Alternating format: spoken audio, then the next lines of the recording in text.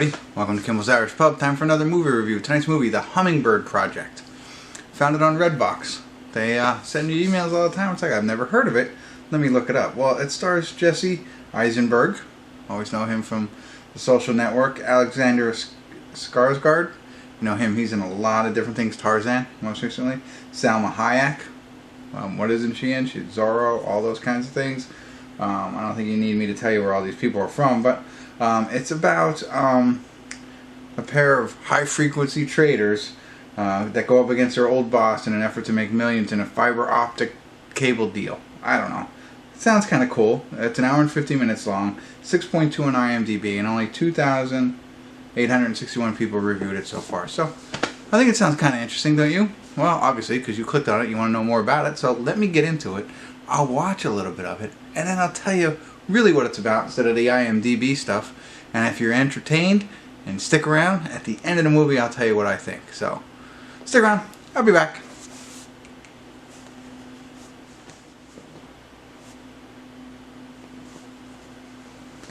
Hey everybody, we're at the credits of The Hummingbird Project. Sorry there's no check-ins. A little technical difficulty with my son. Wanted to hang out with me while the check-in time was happening, so we just saved it to the end. So let me catch up real quick on what the plot really was. So Jesse Eisenberg and Alexander Skarsgård, if I'm saying that right, are two cousins, and they're somehow involved with Wall Street and trading and things like that. I'm not exactly 100% sure on their roles, but essentially,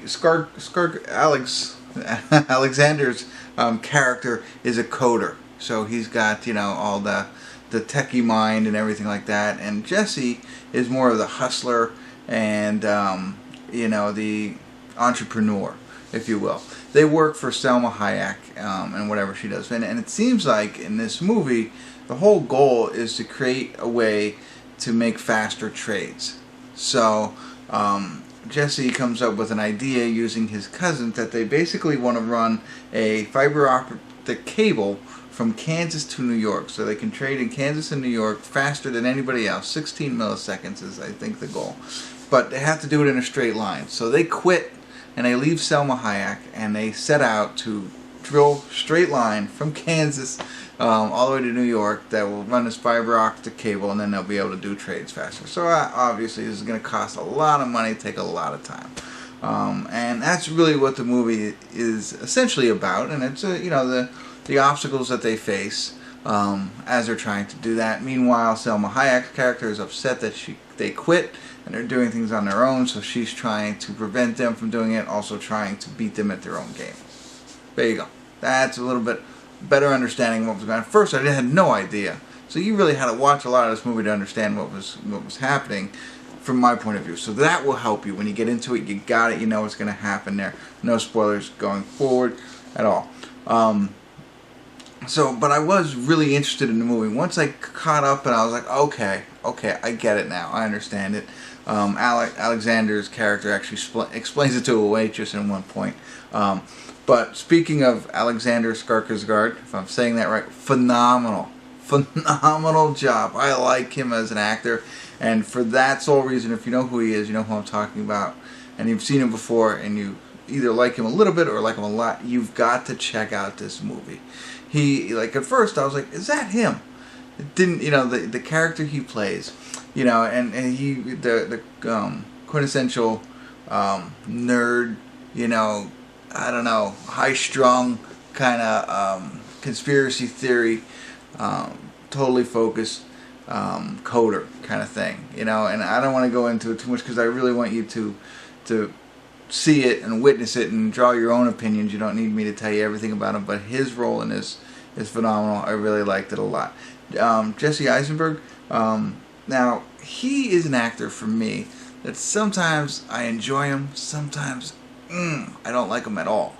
And he teeters on that line for me in this movie. There are points in this movie where it's like, he's going to make me hate him. But then he pulls it back a little bit and it's like, okay, maybe not. He's right there. He's drawn that line. And if you've seen him in many other movies, I bet you feel the same way. It's easy, love him or hate him kind of thing. And for me, it's mostly hate in a lot of the different movies. Sometimes I like him, you know. But I mean, that's a credit to him and the characters that he plays. I mean, that's what they want you to do in a lot of his different movies. And this one was interesting because it was right there. So the both of them, I think, did a really, really good job, and I think that's why I enjoyed this film so much.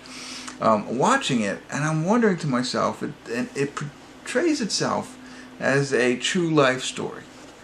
I did a little bit of research. I found nothing. I mean, as absurd as running a cable underground from Kansas to New York in a straight line and everything that would entail sounds, I still was wondering, like, is this really a true story that they're saying? It doesn't say that in the beginning. It never says it at the end.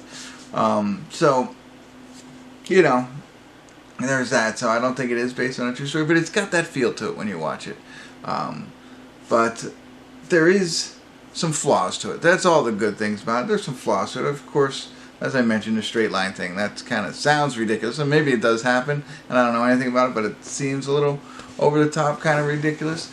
That part, and then I don't like the ending, you know, and I think not just because you don't like the ending of a lot of different movies, but it also might have been like, well, what was this all for? A little abrupt at the end, and that's okay. I don't mind that. I got it. I knew what they were trying to say. But